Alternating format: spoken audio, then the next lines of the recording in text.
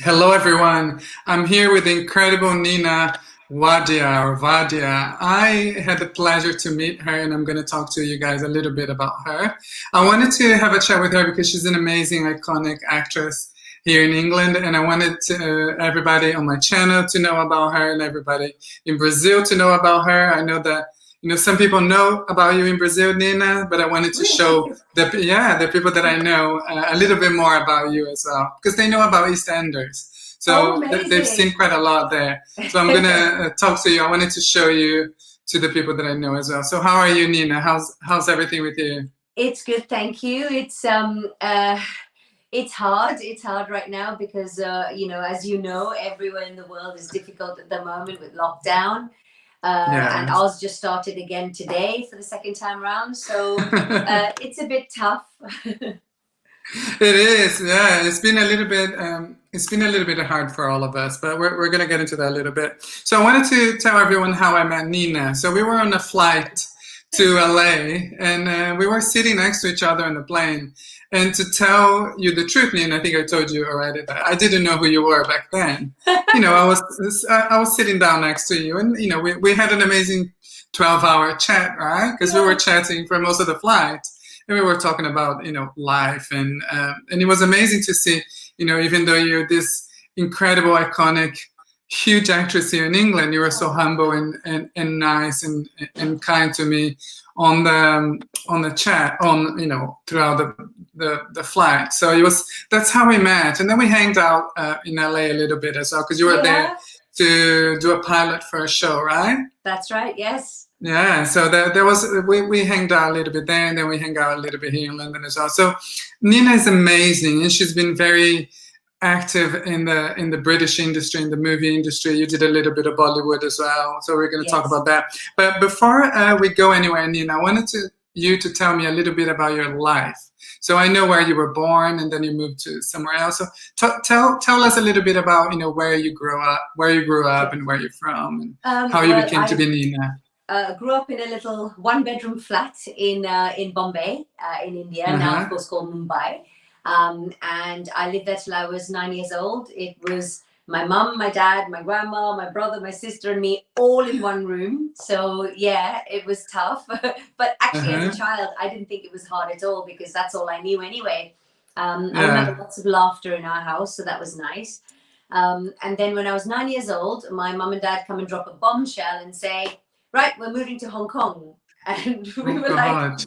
why? So we ended up in Hong Kong. Yeah. And I was in a country where I didn't speak the language very well. I mean, luckily, there's a lot of English speakers there. Yeah. And then we went to a school there called Island School, where I've made some of my dearest friends who I'm still in touch with. So I've got lots of friends I've known since I was 11 years old, which is really nice. And Uh-huh. then I decided I wanted to be, well, initially I wanted to be either a writer or a dancer. Um, Uh-huh.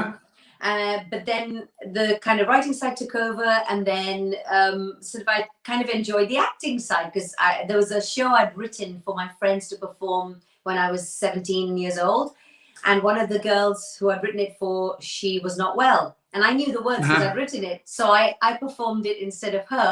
And next Oh thing I God. know, like I was told, by my economics teacher, I must have been really bad at economics. He went, "You should be an actress." So God. I Yeah. took the hint, and then I had a choice of either going to America or coming to England to study acting. And I Uh-huh. love Shakespeare. I love classical work. So I came to England, and then I just started, work. Yeah. And and why did you become in love? Why did you fall in love with Shakespeare? Why Shakespeare specifically? Because a lot of people want to become actors and they decide to go for acting, for example, because they have a funny, hint there. They like to be a comedian or a drama actor. Why did you become in love with Shakespeare? Well, Shakespeare was particularly special for me because as a young actor, you always want to play these romantic roles. You always want to play Hmm. like the leading lady and his language was it's just beautiful to me.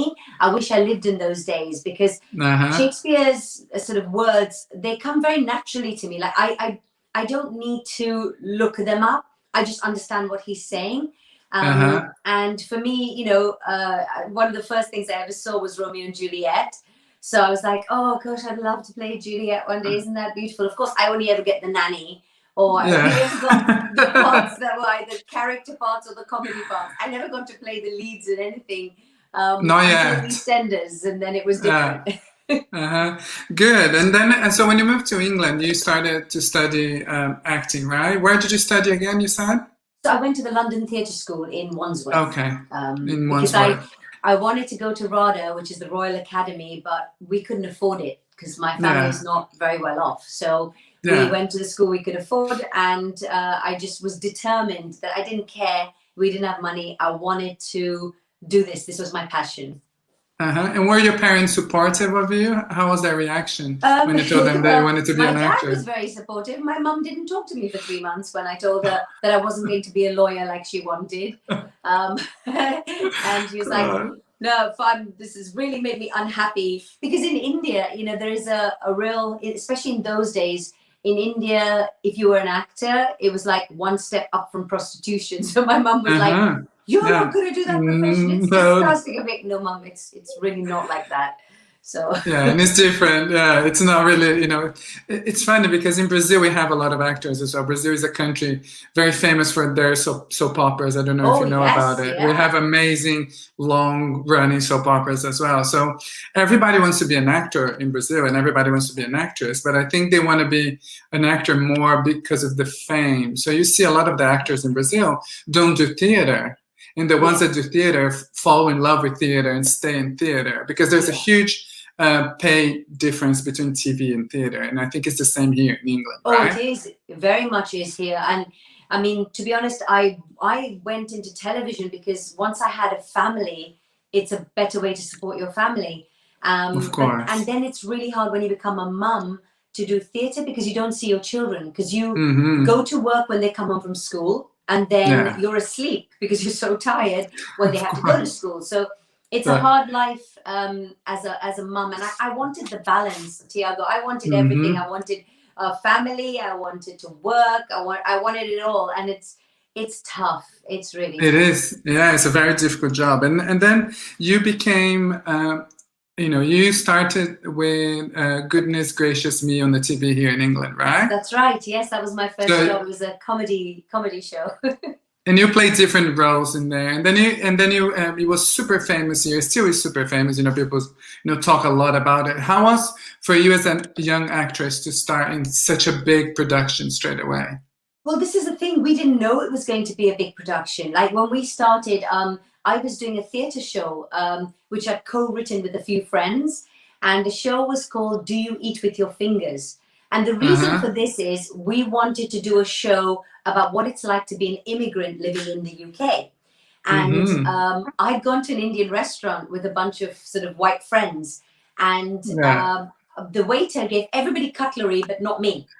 And I said to him in Hindi, I said in my language, I said, can I have some cutlery? And he looked at me and he went, you eat with your fingers. Like he said, walked off. Assuming that because you're Asian, you would be eating with your fingers, right? Like, oh, you're Indian, you eat with your fingers. So then we wrote this show. And at the same time as we wrote this show, BBC was looking for some actors to join a show they were writing called Peter Sellers is Dead.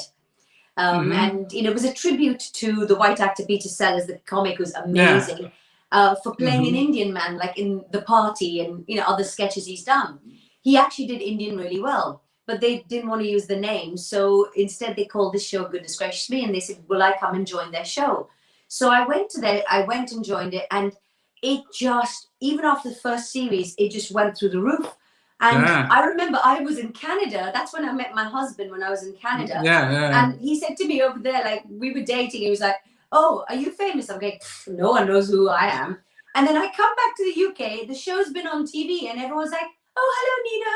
And I'm like, why is everyone talking to me? It was so fast, I cannot tell you. And this was the days before social media, This was just from people watching comedy on TV because they liked comedy. From the TV.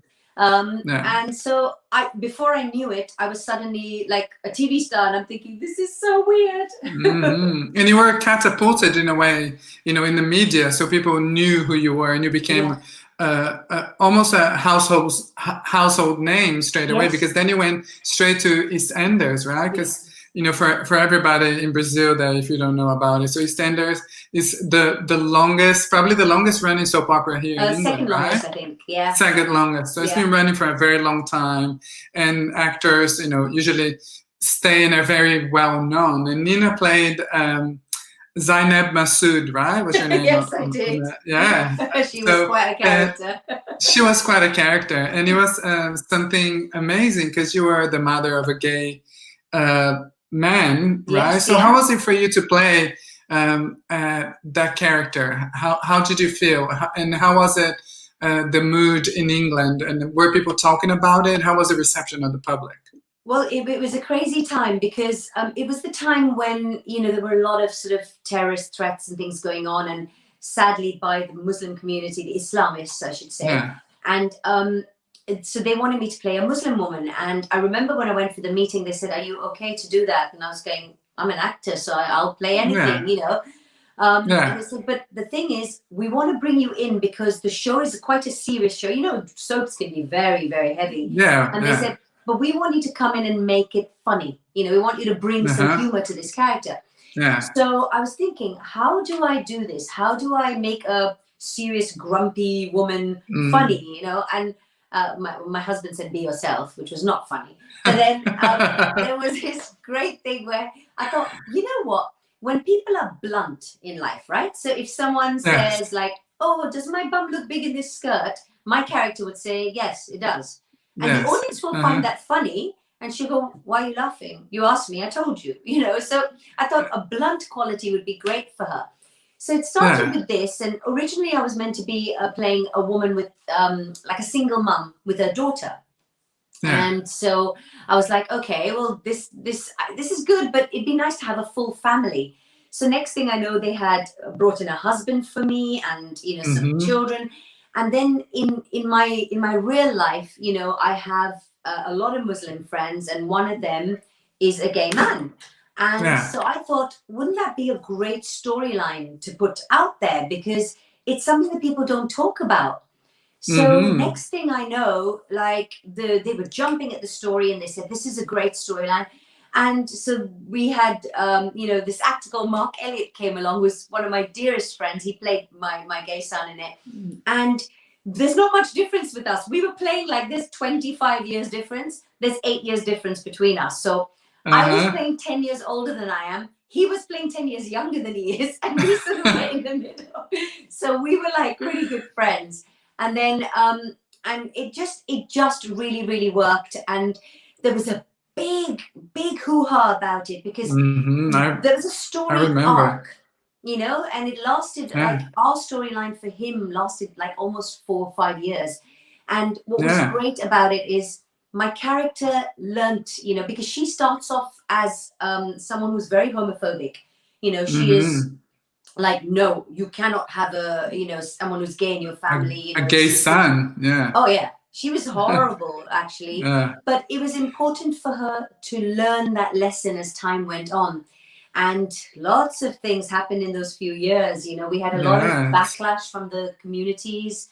But in the end, people fell in love with these characters. My favorite moment is when someone stopped me in the street, and this woman, and she went, oh my God, she says, when you come on television, my husband throws things at the television. He hates your character. I said, yes. That's when you know you're doing a good job. Because that's when you know that people believe you're that person. Exactly. Nina, and how was, so the community, the Asian community wasn't a big fan of that, because you were touching on a subject that is very very not spoken in the community, but at least wasn't spoken back then. Older Asian community felt that way. The younger community was so happy. So happy, because they have never had the opportunity to do this. And my fan mail, oh my gosh, if I told you about my fan mail, it changed. It changed from her, she's so funny, to I've come out to my parents, thank you so much. I'm like, oh my gosh. I'm going to be blamed for a breakup. Yeah. Family. But for the good stuff as well. It was it was something that it was very important at the time for you to be bringing up to the attention, and because it was such a big part in such a big soap opera. Yeah. It was incredible what you did, and it was amazing. That's why I wanted to talk on that. And then you did a lot of different things. So you did Vicar of Dibley as well. You did Hobby City Skins, Doctor Who. And then you did the latest one that you did was the Isolation Stories. You want to talk to us a little bit about it, and what is it? Yeah, that was really weird because that came off the back of Aladdin. So I did Disney's Aladdin. I had a scene in that, which was great fun. And then after that, we were in lockdown, and then they were like, work stopped. It just stopped, like completely, for everybody. And I didn't know what to do with myself because, as actors, like we're very social people. We always like to be around people and laughing and joking. And all of a sudden, it's like, no, you can't do that. I was halfway through a new series, which will be out next year, Stephen Merchant's new comedy called The Offenders. Yeah, and, The Offenders, Yeah. So you were shooting now in March, right? So you were still... Right, yeah. And that's it. Just suddenly stopped. And then I came home and I was like, oh, gosh.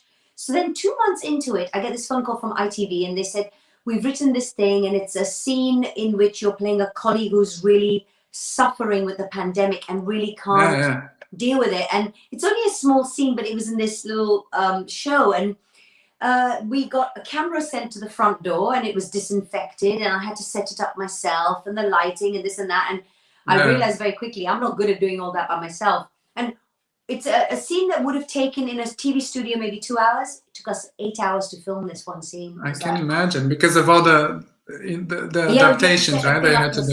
Yeah. So it took a long time to get that. And the poor soundman was pulling his hair out. He was like, I can't hear you properly. I can't do this, So let's do it again. But you managed to, throughout the pandemic, right, adapt your work, right? So first of all, how have you dealt with it at home? Because I know you have 2 kids and a husband. You have a full house all the time. So how did you adapt being at home with everyone? And also, how did you adapt your work? No, I do. There's a lot of, no, I'm in a call. Shh, go away. And all of this kind of stuff. That's been difficult. We've set up, you'll laugh at this.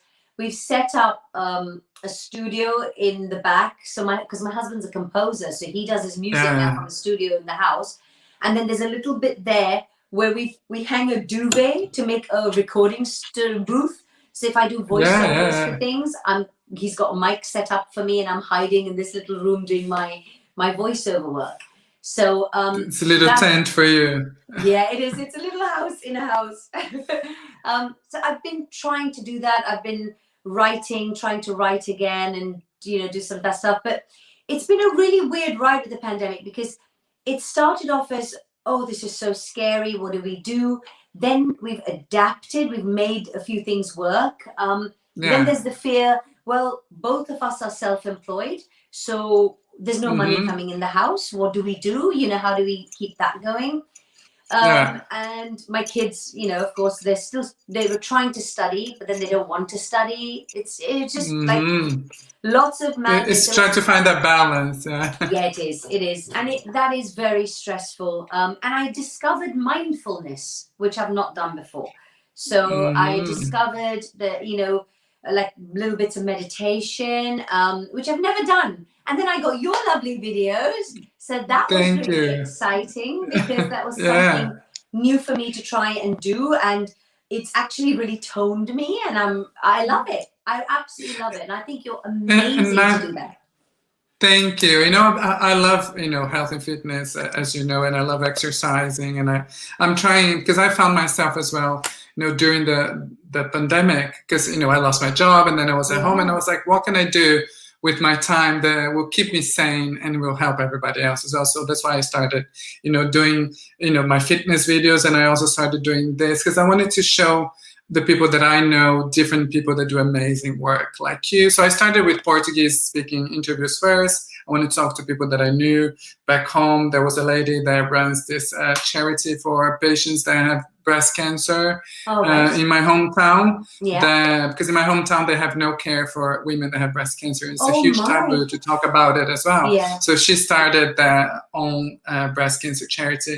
So I wanted to have a little chat with her and talk to people that do different good work and different, Yes. you know, modalities, and you are one of them. That's why I wanted to show everybody about that. And the meditation, when you were talking about, is been helping me a lot as well, because I've been very kind of, you know, up and down. We all been up and down because of this, you know. We're in lockdown again and we're here stuck at home, but we got to find a way of you know, keeping fit mentally and, you know, our body and our mental health. And I've heard that you've been working out every day, right? 1 hour with your daughter. Yes, I have. Yeah, so that's, yeah, tell me about that. Also, I had to, because so 3 years ago, my son got diagnosed with type 1 diabetes. So it kind of like changed our lives a bit. Yeah, you know, completely. Right?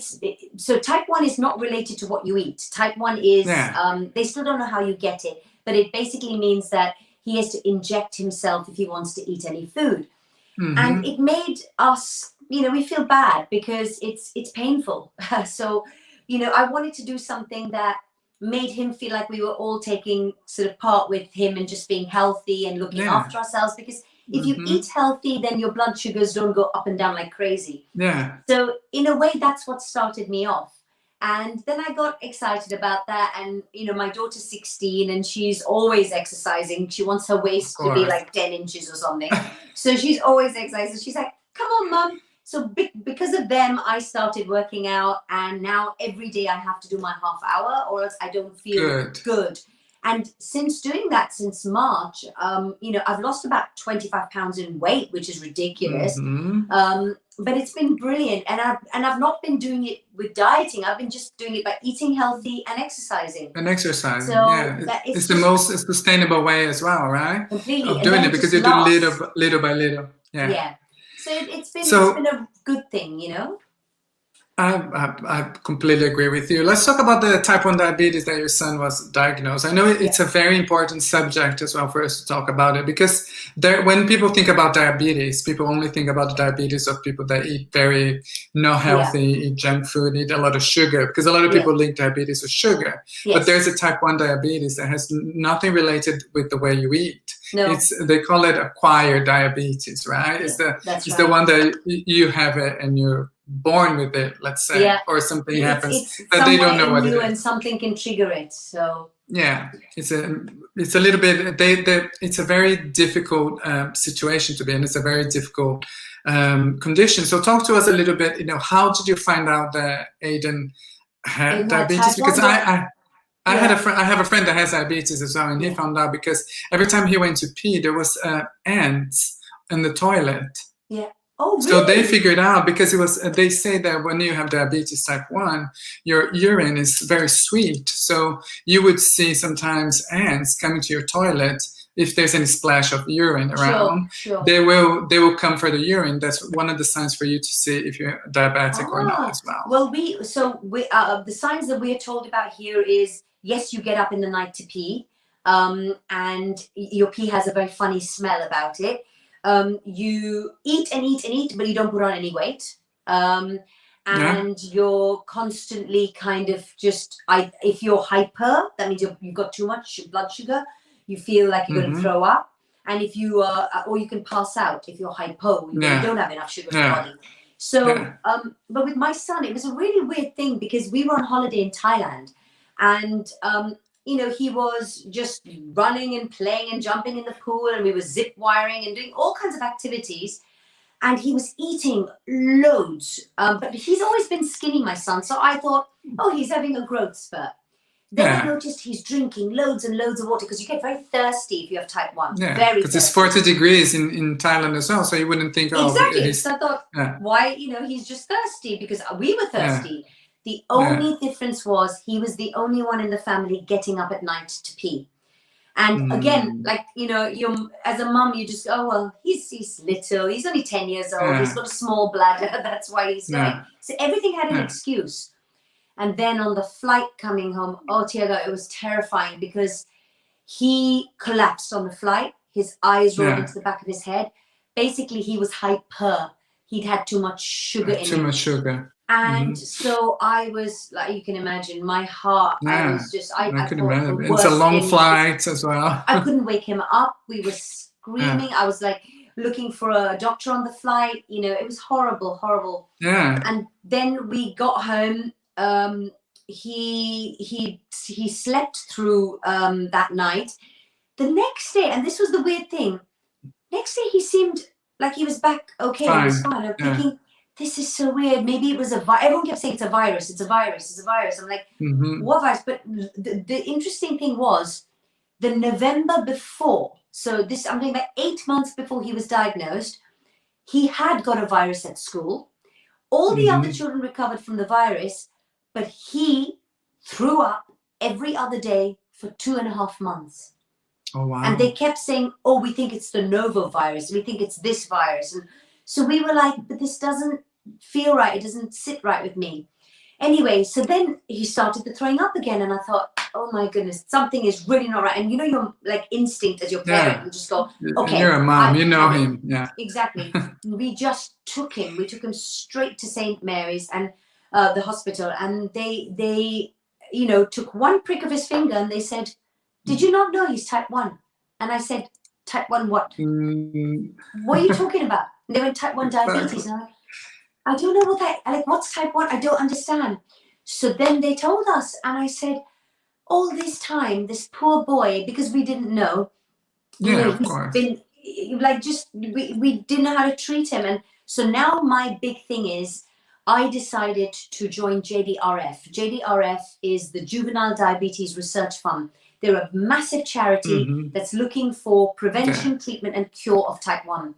So everything I do, any money I make, it's just going to get the cure, because that's my biggest thing in life. I want them to find a cure in his lifetime. And believe me, they are very close. They are so close. But in the meantime, there's technology. We need to put the word out there as well, because there's a lot of people that don't know about it, don't know that you can help a charity. I'm going to leave the link with the charity because I found the charity. I'm going to leave the link here. So people, if people want to donate, you know, they accept any donation. So anything that you can donate. Every little bit of money helps, because, you know, type 1, I'll tell you what's really scary, Tiago, is that type 1, with the pandemic, it's scary because you don't want, if anything, you know, bad happens, to go to a hospital right now. You don't want to do that. Yeah, of course. And also the other thing is, what we've noticed, like at his school, before the pandemic, there were only 2 people in his school who had type 1. After the pandemic, there's about 8 children at school with type 1. It's crazy. Which is making me go, is there a link between viral infections and the bringing on of type 1? Yeah, so there's a big study being done. You know, that some doctors feel that there is a possibility, there's a link. So if we can raise money and find a cure, then anybody who gets it, you know, you're okay. You can take care of it. So it's we want to do something preventative. Yeah, and what I always tell people is, information is never too much. There's a lot of people that they don't know that there's a type 1 diabetes. They don't know the difference between type 1 and type 2. Even the type 2, for example, is reversible. You can go back to being normal if you adjust the way you eat. But the type 1 is a condition that needs to be treated, and it needs to be very carefully treated. The patient needs to be walking around with a little, I saw your son with a little, I don't know the name of the little device. You can get a sensor, and he also has a pump now. So technology has changed his life. And in fact, it inspired me to write a little book. So there's a little book called Bionic T1D, and it's to make children from the age of about 5-6 years old to understand what it is. And it's a funny little book. It's got cartoons in it, and it's writing, and it's just to make anybody who has a child who has this to feel normalized. You know, because the thing about my son is, he said, you know what's the worst thing about type 1? He said, for him, it's that he doesn't like to feel different. That's the thing for him. For me, I didn't sleep again, Tiago, after he got diagnosed. I haven't slept because you have to check his blood sugar 2-3 times in the night. All the time. He's okay. You know, because it's terrifying. Because I think it's the worst if you go down too much, you go into a coma, right? They say, the doctors say, it's the coma that is very difficult, and it's very It's problematic fatal. if you're in No, hypo. it's Yeah, fatal. You can die from it, and that's very yeah, scary. And the other one is the hyper. You can get yeah. something called ketoacidosis, which means Mm-hmm. your organs can stop working. Like you can get Yeah, kidney failure, you can get this, yeah. that. It's a type 1 is such a difficult condition to live with. And, It is. at least he's at home just now, but then you think what will happen when he's older. But But I hopefully, think, that he also learned as well. I saw that he's very intelligent. And then, they have to learn in how to count the carbs because, yeah, carbs, for people that don't know, carbs are sugars and the yeah, sugar is a problem. So everything that you eat has sugar on it. So they become very aware of what they're eating and they yes, become very, very educated in how to take care of themselves as well. And learn to choose as well. I'm not going to eat this today because my sure, blood sugar is either high or, low. Or they yes, learn yeah. very well. But as a mother, probably it must be very difficult for you because you never know, Yeah, what's going to you just happen don't, if and you he's, just want your kid to be well. That's all you of care about. course. Yeah, Yeah, that's why I'm going to leave the link down here so everybody can go there and take a look at them as well. And thank I'm going to you. leave the Diabetes UK as well because Yes, I know it's please. the other charity that's pretty good and taking care of people with diabetes in general. Yes. The other thing that I wanted to talk as well, because I know that you have a lot of, well, we're just going to go back a little bit to your movies. I have it here, Bend It Like Beckham, Namaste London, I Can Think Straight, Finding Fatima, that I loved, that I Yes. saw it. It was a different subject A that you very never different think subject. a mother would be, looking for a boyfriend, or a girlfriend at the same time as a son Yes. online. It was amazing. And there's a Death in Paradise. Is the Yes, last one that you were doing it. It was in Guadeloupe, right? That you that's were. right. Oh my God, dream So, job for any actor. We yeah, we tell fight for tell us that a little job. about it. Death in Paradise, what it is, So and your it's experience. yeah, it's basically it's set on an island, and so we go to Guadeloupe, the French Caribbean, Yeah, island, it's and you beautiful. basically like there's a detective there, and the detective was played by Ardal O'Hanlon, who is a fabulous actor in the UK. And he is playing this detective, and then they have people who come in, and every week there's a murder on the island. They always joke it's the worst island to ever go on holiday. Someone always But dies. it's beautiful. Oh, it's stunning. But I got very lucky because I wasn't murdered and I wasn't there, as a suspect. I actually went to play his love interest. And Uh-huh. it's very funny because Adil and myself are both very, very shy people. So we had to, on the first 2 days of filming, we had to kiss. And you will laugh. We banged teeth. We were so clumsy. And so we made it a thing. We said, oh, this is what the characters should be like. They should just be They're very gonna bang awkward teeth. with each other. And it worked, and so I got to go for 4 episodes, which means I was there for over 2 months. A long time. Oh, it was heaven. And I'm I can so imagine. glad that happened just before the pandemic because I feel like I'd done something. So it wasn't hit so hard then when it happened. But so yes, it's a very fun show and it's very relaxed. You can imagine filming in the Caribbean is a very relaxed thing. So everybody's got a glass of rum from about 11 in the morning. But it's good fun. And the weather's always good, right? The cast was nice as well. And when is it going to be out? Is that next year, right? So Death in Paradise was out in January. Yeah. And they'll be repeating it, I'm sure, again. Okay. So yeah. And then we have the Offenders, the one that you were Yes, recording in we had to March. stop filming that. That's picking up filming again, hopefully at the end of the year. And I've just got a Netflix series, but I can't talk about that one yet because I've signed that form that you have to sign. So I'm like, no disclosure. No disclosure, but it's a really cool series. I'm hoping that will, be shown at the end of next year. And then right now, and this will make you laugh, I'm doing a series for I think it's Channel 4. It's called Can I Improve My Memory? And what is it about? It's basically learning different techniques and being able to learn different subjects very, very quickly. And one of them, I don't know if I'm allowed to tell you, but one of them I'm learning a language and I have 5 days to learn a language. So, and you have to use all the different techniques to do it.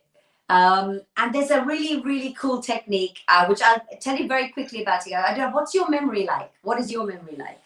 My memories used to be better. Now it's not too good anymore. So it's a little bit. I have a short-term memory, very good. Long-term memory, a little bit. That's exactly like me. So you have an actor's memory. Yeah. So I can pick it up quickly. you have to pick up quick. So there's this Yeah. thing they taught us, which is called the memory cloakroom.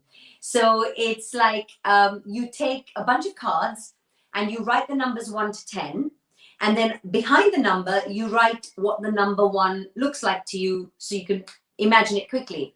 So Yeah. my numbers are now no longer numbers, they're pictures. So instead of 1, 2, 3, 4, 5, I would say, for example, I would say candle, swan, heart, because a 3 on its side with thing, sailboat for 4, Yeah. and snake for 5. Yeah. So then when you're doing a shopping list, let's say you want to buy bread, eggs, and milk, you would say, bread. Okay, so you imagine the bread on fire. So you're going for shopping. So you said, oh yes, my bread wasn't fire. I need bread because it's a candle for number 1. Swan is number 2. So you say, I want eggs. Oh, swan legs, eggs, fine. Yeah. And number 3, you think, okay, so a heart, I'm going to buy a chocolate cake. So I love chocolate cake. So then and then when you go somewhere, you go, oh, what did I need to buy? And you go, oh yes, fire, my bread was fire, I need bread. Oh, swan, number 2. Oh yes, he lays I need eggs. Like that. And it's brilliant. It's incredible. It's such a good system. It is, but it's difficult to in a way. I think if you're not used to it, it's hard to get the grip on it. But once you do it, it's amazing. I think learning a language is always very difficult as well. So you're learning a language. What did you have to learn besides the language? I have to learn something like 200 words. I have to learn how to go on a date with someone. And I have to learn pronunciation. You get scored points on all of these things. So, and my language, although I cannot tell you the language, I can tell you there's a lot of in it. So it's not Portuguese. It's not Portuguese. Do you know Portuguese was one of the options? I so wanted to learn it. I was desperate to get Portuguese because I have you as my Brazilian. I have lots of Brazilian friends here. And I would have surprised my friend Luciana. I would have just gone in and suddenly spoken in Portuguese. So she'd be like, can you imagine? She would have loved it, and I would have loved it too. Well, if you want to learn, you have me and Luciana. They can teach you anytime. I'm doing it. That's it. And that's I've all got good. Technique for learning language now. Fast. You do indeed. So, and I saw that going back to the charities, you support all the type 1 diabetes, of course. And I have here the one that you were talking about, domestic violence for Asian community. Yes. Right, that you were talking on your Instagram about it. Because you know what's happened in the pandemic, don't you, Tiago, with domestic violence? It's risen by something like 400%. It's crazy. Yeah. It's crazy because people have nowhere to let their frustration and anger out. And if you're already in a situation where there is abuse, it's 10 times worse. Yeah, and they don't have where to go because they're scared that, how am I going to leave the house now? Where am I going to go? Or who do I speak to? Because with the whole thing, we can't leave the house. Exactly. And I think the fact that we're together in the house all the time, I think it kind of aggravates the whole situation, right? Of course, of course. So you were talking about this on your Instagram, that is very incredible. Yeah. And I think in the Asian community as well, people don't want to talk a lot about it as well. And it's good that you were talking about it as a woman as well. I'm so glad. No, it needs to be. It needs to be. It's a very dangerous situation. For everyone, not just for the Asian community. And the other one was, you were talking about the women's rights activists that were locked up because they were demanding equality. Yes. Did you know Saudi? About Saudi Arabia? Yeah. There are women still in jail because they wanted to drive a car. Can you believe the madness? Is that even possible in this day and age that you get tortured and put in jail because you drove a car because you're a woman? You wanted to drive, because I was reading about it. So the king had released them and said you can drive in 2018, I think, and then he took the rights away again. Yeah. So and then he arrested a bunch of women that were, the women rights activists, and they're still arrested to this day, right? They are, and there's Amnesty's campaigning for their release. To say this is unfair. Because they don't want much in life. It's not much to ask to drive a car. They're not asking to do something bad to another human being. They want the same rights as men. And honestly, all over the world, women are struggling. They're really, really struggling. And this pandemic is not helping people, you know, it's like Mhm. keeping people down and keeping people sort of held back. So they need to have a voice. It's important. That's why, when I was wanting to talk to someone as well, I know that you're an amazing actress, and we don't need to talk a lot about your work because your work itself talks about, yourself. You're very sweet. We don't need to explain a lot, but you're very vocal about, helping other people and giving opportunity to, new actors and new people that are doing different things, and also to a lot of charities that you help, that I think is very important. When I saw that you were talking about diabetes and the ladies in Saudi, that I thought it was crazy that they can't drive. It's 2020. Why are we still talking about this? This shouldn't be an issue. So if you want to go to the Amnesty UK Instagram, then you can help us to have a voice, to maybe send a message.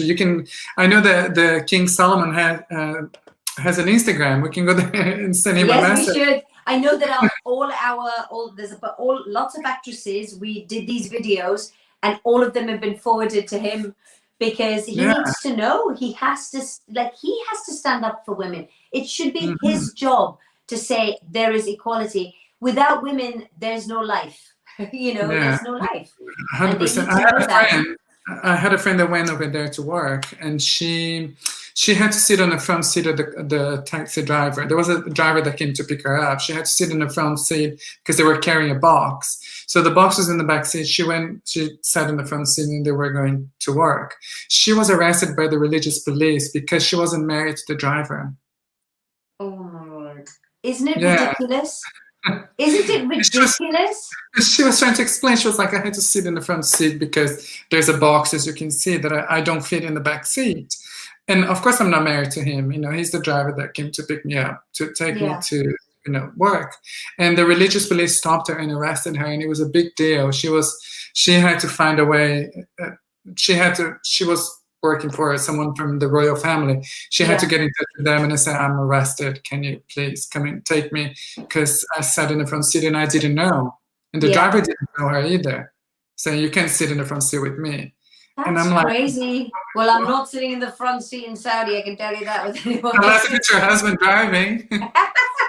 I'll just pretend he's my husband. If they ask me, oh, yes, that's my husband. His hubby, Anyway. So Nina, I think our conversation is over. Is there anything that you want to tell everyone? Is there anything that you want to put it out there? Sure, I would definitely say, these are tough times, and you will have days that are great and you will have days that are awful, but always know, that there is someone you can talk to, there's someone you can call, just watch something that cheers you up, and I'm just sending love to everybody. I'm sending positivity, kindness, goodness, happiness, just throwing it out there, because there's so much darkness in our lives right now. So if everybody just puts their positive energy out there, we'll wish this bloody virus away once and for all, because it's horrid. Yes, and we need to stand together as well. So that's what I tell everyone. Definitely. We're together. Yeah, we're together. All right, Nina. Thank you very much, darling. Thanks for the chat. Everybody support the charities. I'm going to leave everything on the video here down in the description. Everybody can go there and support the charities that Nina support as well, and that I support. And thank you for the chat. You're amazing. And once all this is over and you're here in Central London, let me know, and then we'll get together. Done. All right. Stay safe, stay well. Okay. Bye. You too. Ciao, Nina. Bye.